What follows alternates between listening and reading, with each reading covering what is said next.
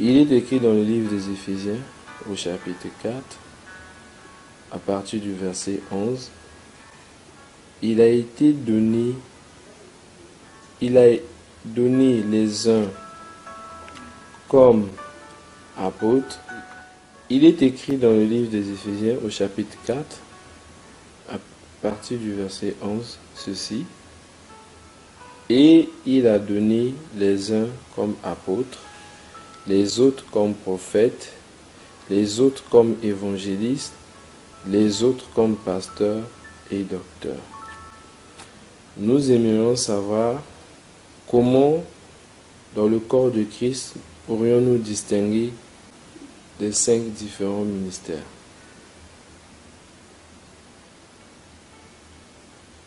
Merci beaucoup, mon précieux frère, pour cette question.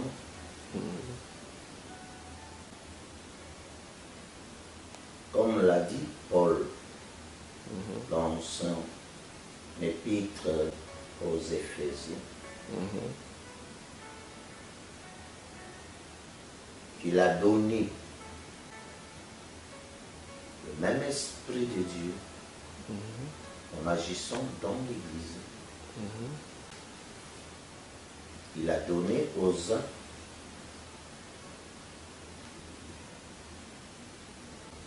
comme apôtre. Un apôtre est un envoyé. D'accord. Mais pourtant, tous les serviteurs sont des envoyés de Dieu. Ils sont appelés de Dieu.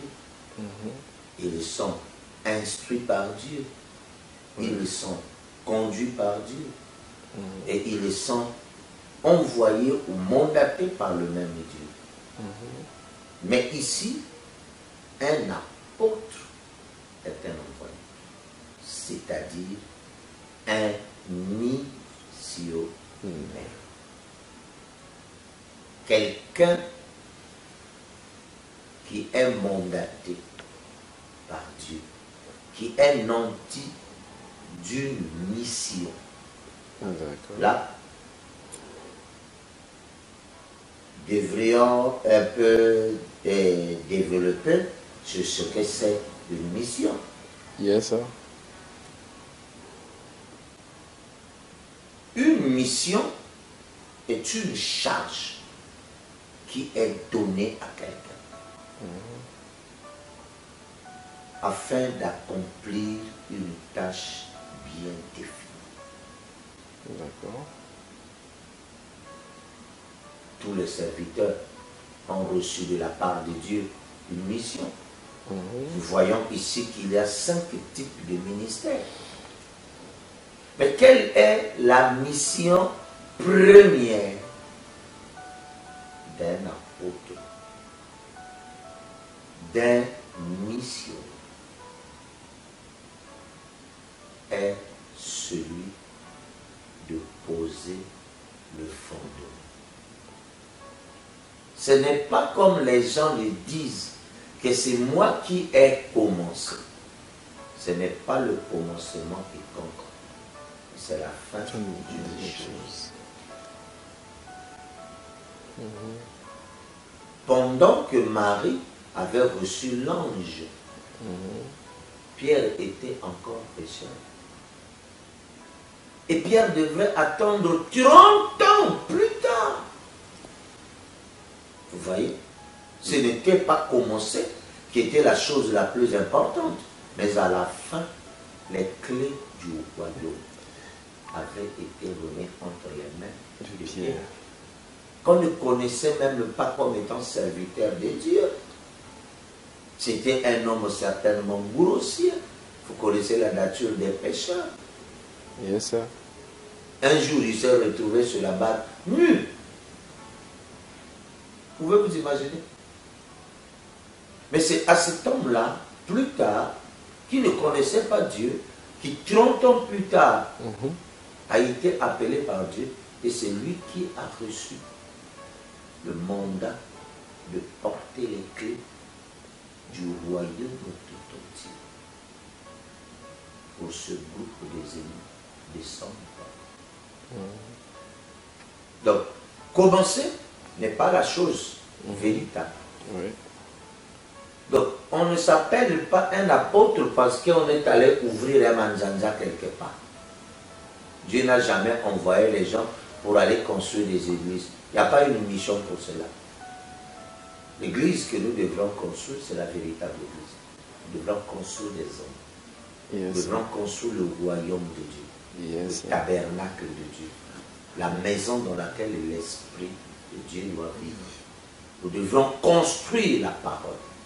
Et avant de la construire, il faut connaître les matériaux, les éléments qui la composeront. Il faudrait avoir été à l'origine. Donc ici, l'apôtre est celui qui pose même les fondements. Et cet homme qui pose les fondements a des caractéristiques qui lui diffèrent des autres. C'est un bulldozer. Nous avions ici, chez nous, des forêts qui sont encore vierges. Mais lorsqu'il s'agit de les exploiter, vous ne pouvez pas avoir accès dans la profondeur de la forêt s'il n'y a pas d'abord des bulldozers, des gros engins, que ce soit les D7, les D8 ou les D10, qui doivent tracer un chemin, un canevas dans lequel les hommes suivront. Un apôtre est un homme mandaté pour poser ce qu'on appelle le fondement. Et dans un édifice, dans une maison, la chose la plus importante, c'est le fondement. S'il est posé suivant le plan de l'architecte, le fondement est déjà posé, les autres pourront venir pour venir construire, élever les murs, et ainsi de suite. Mais le fondement est quelque chose de très capital. Parce que l'avenir tout entier du bâtiment repose sur le fondement. Donc, l'apôtre doit être quelqu'un qui est mandaté, qui est d'abord doté des capacités qui lui permettront d'affronter, comme Paul a affronté les bêtes féroces. Vous voyez, il les a combattus et a remporté le bon combat. Ce n'est pas un flemmard et quand on essaie d'agir ainsi, il recule. Il recule devant rien.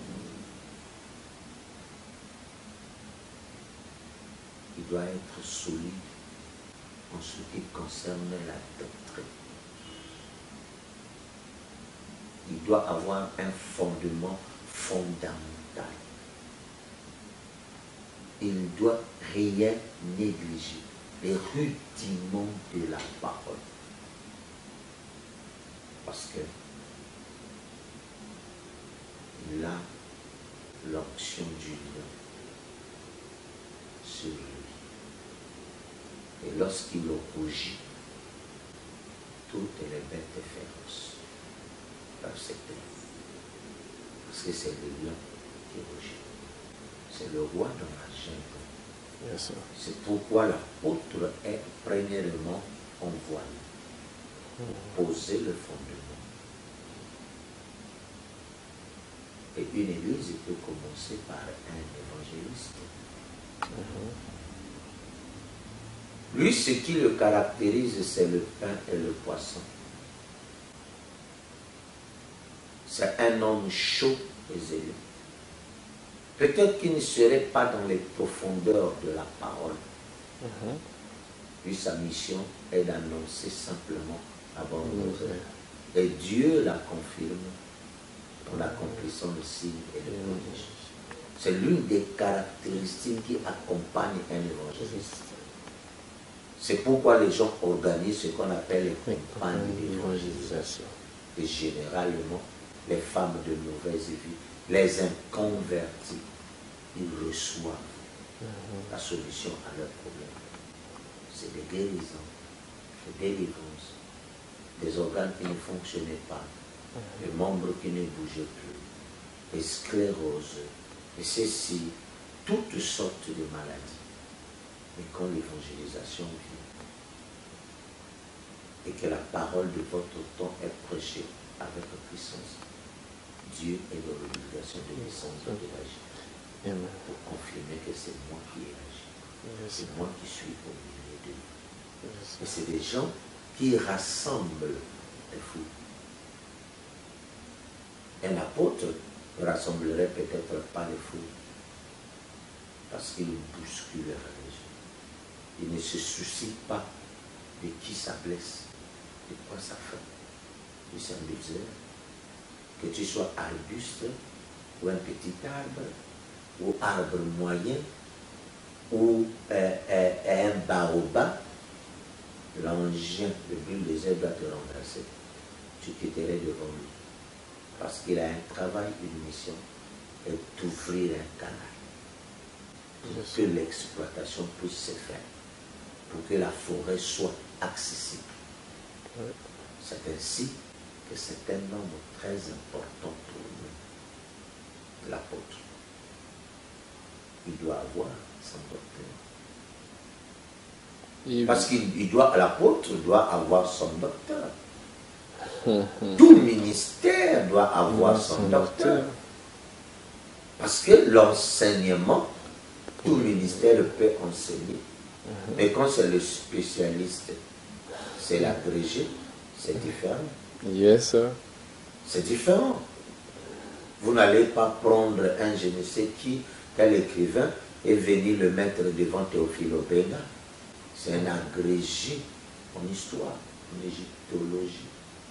Yes, après Cheikh Anta Diop, c'est lui. Yes, sir. Tout le monde est obligé de s'écarter, de fuir, de les traiter d'extrémistes.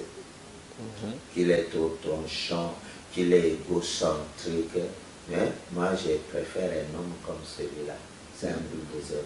Où ça passe, où ça casse. Où c'est ça, où c'est pas ça. Il n'y a pas de demi-mesure. Et lui, il tranche. Un apôtre tranche. Yes, sir. Mais il doit être équilibré. D'où il aura besoin d'un enseignant. Yes, un docteur. Yes, sir. Et dans le domaine naturel, le doctorat, on l'obtient après plusieurs années d'études. Yes, sir. Tu as eu ton bac, tu passes ta première année, ta deuxième année, tu as ton DEM. Tu passes la troisième année, la quatrième année, tu as une maîtrise. Tu dois aller en master. Ça ne doit pas s'arrêter là. Oui. Le premier cycle est de 2 ans. Yes. À notre époque, le premier cycle était de 3 ans. Et le deuxième cycle est également de 2 ans. Et il y a un troisième cycle auquel on obtient un doctorat. Yes, sir. Et quand tu avances, tu es agrégé. Tu dis qu'on peut appeler un patriarche. Un vieux routier. Il connaît tous les détours du chemin. Nous avions besoin de ce genre de individu-là. Donc l'une des caractéristiques de ce ministère est la réconciliation des Écritures qui semblaient se contredire. La Bible en est pleine. Il n'y a pas une seule confusion ou une seule contradiction dans la Bible. C'est parce que quand les gens les voient, le problème c'est qu'ils ne sont tout simplement pas enseignés. Yes, sir. S'ils étaient enseignés, leur enseignant aurait éclairci tous les points sombres. Toutes les contradictions se seraient envolées et le spectacle lumière apparaîtrait devant lui et il marcherait dans la vérité. Yes, sir. Et comme ils ne sont pas enseignés, ils n'ont pas de docteurs, comme les gens le disent, et nous ne sommes plus dans l'âge de l'enseignement, que l'enseignement a failli. C'est l'une des choses que même le prophète n'a pas fait. Lui qui a été mandaté un prophète, c'est un don. C'est une capacité de vivre dans les deux mondes. Un prophète n'a pas besoin de dormir pour avoir une vision. Ça, les deux consciences sont comme superposées. Son subconscient et son état conscient sont proches, sont comme collés. Il n'a pas besoin de dormir comme toi et moi pour avoir un sage. Ce qui fait que les choses des gens lui sont révélées constamment. Il faut qu'il soit vraiment un homme de caractère.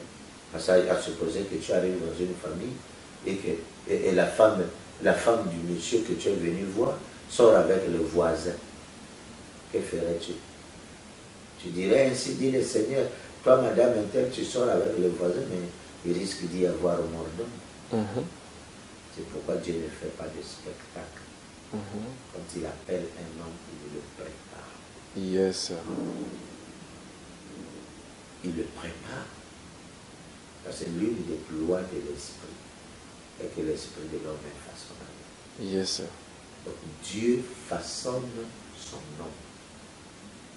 Il donne une orientation, il donne un caractère. Il fait passer par le chemin qui nous permettra de le ressembler lui. Donc l'enseignant est l'un des ministères dont l'Église a besoin. Parce que c'est lui qui amènera le spectacle lumière. Si les gens refusent les enseignants, ça veut tout simplement dire qu'ils doivent aller se taire, qu'ils doivent vivre à l'écart de la lumière. Parce qu'ils seront dans la cacophonie. Comment est-ce qu'ils éclairciront les points de doctrine qui s'élèveront? Comment? Les contradictions qu'eux semblent voir, ces confusions seront ôtées de leur esprit de quelle manière? S'ils ne reçoivent pas des véritables enseignements. Ils tomberont dans le cadre du pentecôtisme. Ils disent qu'après que nous avions reçu le Saint-Esprit, on n'a plus besoin que quelqu'un nous enseigne. Mais l'enseignement est fondamental. Fabana me dit, j'ai été tout sauf un docteur. Et il avait l'Ivan. Il avait ce docteur toujours à ses côtés. Yes. C'était dans le but de redresser, d'éclairer. Il était le prophète. Mais le docteur éclairait la chose. Il amenait la lumière, une lumière plus grande. Lui n'avait pas de mots pour expliquer certains faits. C'est pourquoi il disait, si j'étais à l'école, si j'étais un érudit, j'aurais su comment expliquer ces choses. Donc nous voyons que la parole a été apportée par un Jean-Baptiste qui n'avait qu'un langage rudimentaire, qui n'a parlé que selon l'environnement de son époque. Alors qu'il a vécu dans la nation la plus développée du monde, la première puissance, qui possédait la plus grande technologie. Et le messager que Dieu a utilisé, c'était quasiment un analphabète, imprimé rien. C'est pourquoi Dieu a ouvert la voie que William Branham ait des encyclopédies et qu'il plonge dans la lecture. Parce que vous devrez lire et prier. La lecture pour acquérir le savoir, la connaissance, en sachant que la bonne marche d'un chrétien dépend premièrement de sa connaissance. Yes, sir. Et la connaissance, on la reçoit de quelle manière? Lorsque l'on va lire, lorsque l'on va écouter. Vous voyez? Yes, sir. Celui qui lit est béni, celui qui écoute est béni. Yes, sir. Mais celui qui garde ces choses qui sont écrites est au-dessus d'eux. Amen. Donc nous voyons par là que la position du docteur est une position fondamentale. C'est un éclaireur. On pourrait croire que c'est même un prophète. Il est vrai que chaque ministre dans le Nouveau Testament est un prophète. Tout prédicateur dans le Nouveau Testament est prophète. Mais je parle ici de prophète étant que ministère. On ne devient pas prophète. On ne devient pas prophète par imposition de Dieu. Non, non. Mais c'est un talent. On est avec lui. Yes, sir. Dieu pouvait dire à Jérémie, avant que tu me fusses formé dans le sein maternel, je t'avais établi. Je t'avais appelé prophète des nations. Yes, sir.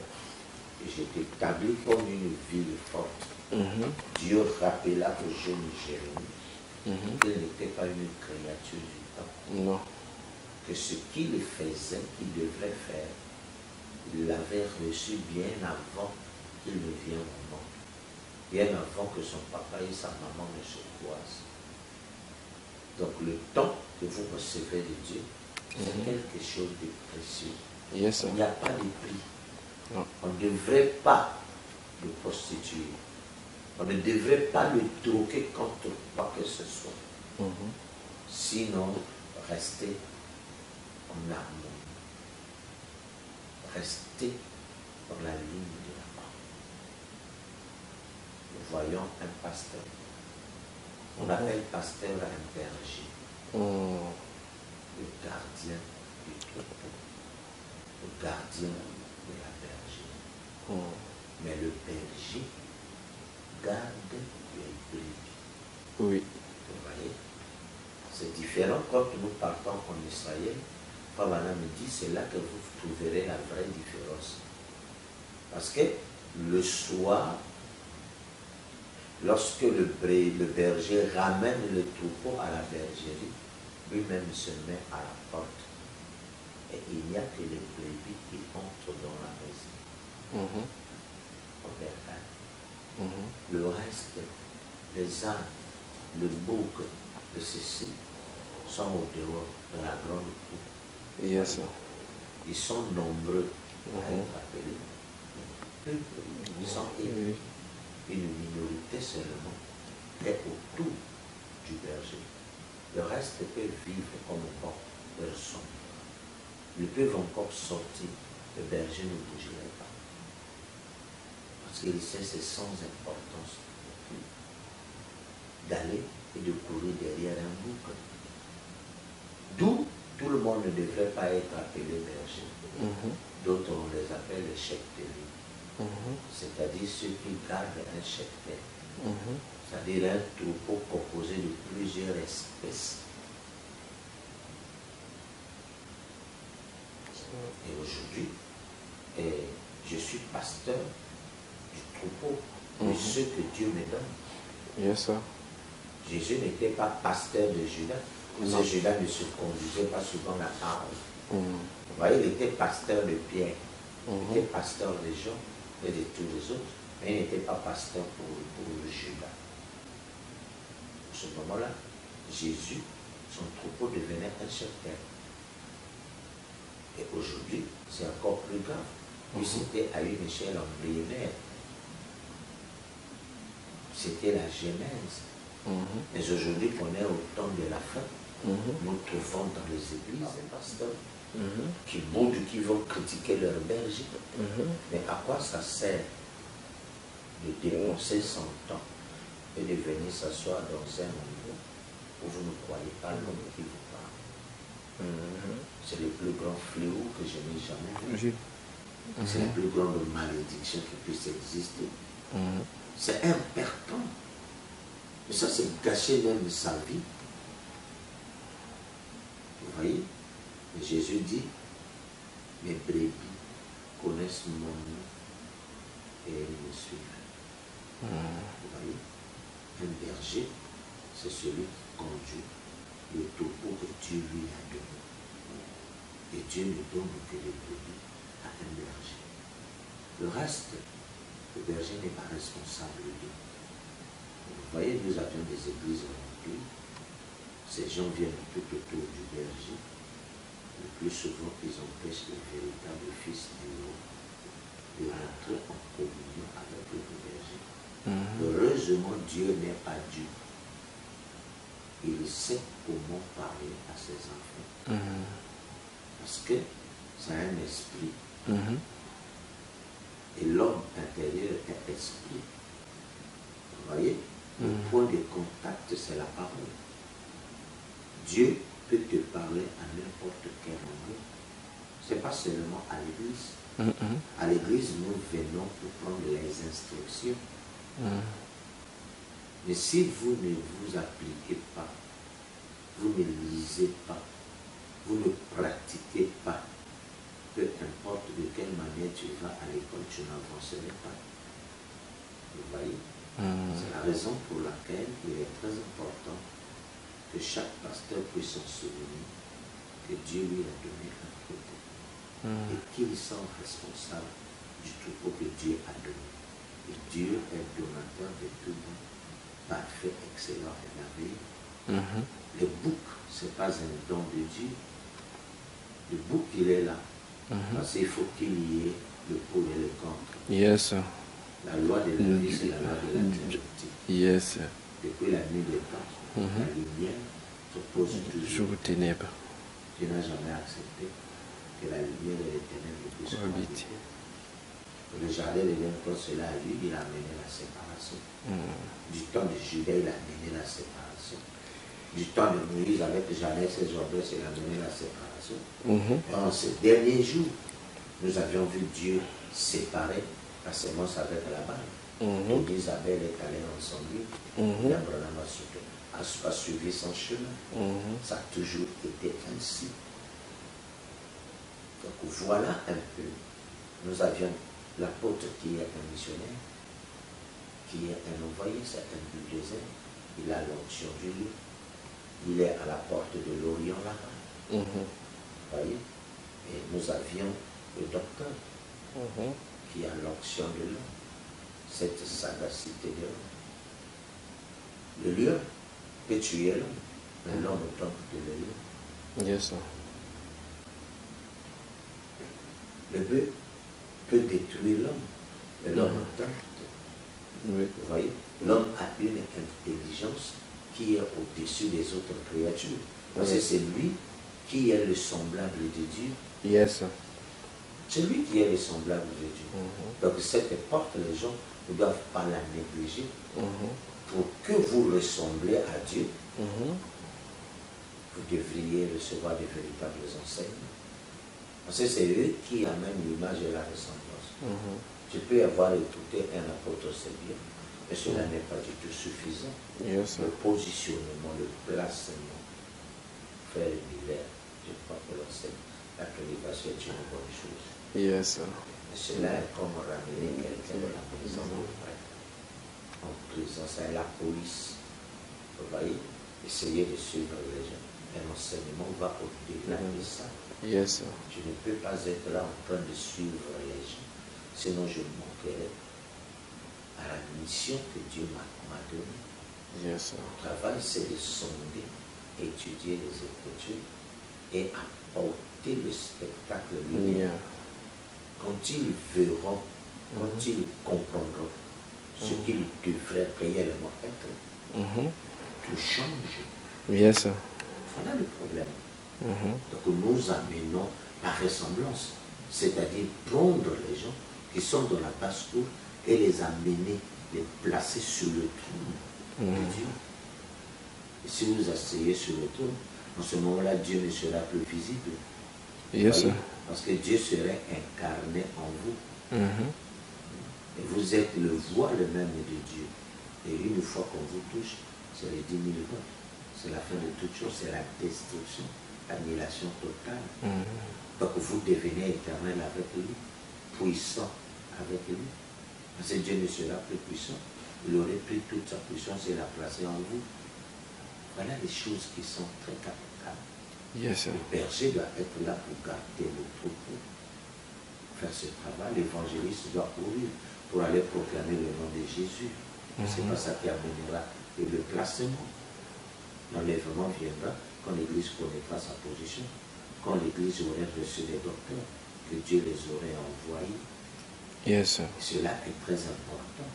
Et si Dieu vous a envoyé un docteur, qu'est-ce que vous cherchez encore? Le placement, vous l'avez reçu. écoutez, mettez en pratique, appliquez les lois qui vous sont enseignées, la parole qui vous a été donnée par un véritable envoyé de Dieu. Yes, sir. Comme le docteur Lys. Yes, sir. Je ne pouvais pas parler de moi-même. Qui est fils d'un docteur, un docteur ne va pas engendrer un apôtre. Non, Je suis non. quand même désolé. Chaque espèce doit se multiplier. Vous voyez, chaque sémence se multiplie selon son espèce. Espèce. Un docteur qui engendre un apôtre, c'est Dieu. Mais dans le ministère, c'est la loi de la reproduction. Yes, sir. Oh, apôtre, abouti, docteur, c'est quand même bizarre. C'est quand même bizarre, mais c'est passé. Yes, sir. Le champ de docteur produirait des docteurs. Cela est très important. La loi de la reproduction est capitale, on ne l'a pas fouillé à la fin. C'est pourquoi ce ministère, Dieu l'avait réservé pour ce temps de la fin. Pour que Daniel se repose, et voit, il rentre dans son héritage, qu'il soit placé. Et ils attendent tous, durant les âges, la manifestation de cette vérité. Vous voyez, quand Banane a attendu, il a aspiré, il dit au Seigneur, j'aimerais voir ce jour où les vrais enseignants se tiendront debout et chasseront les ténèbres. Yes, sir. C'est la lumière qui chasse les ténèbres, on ne va pas faire la guerre contre les gens. Non, non, non. Non.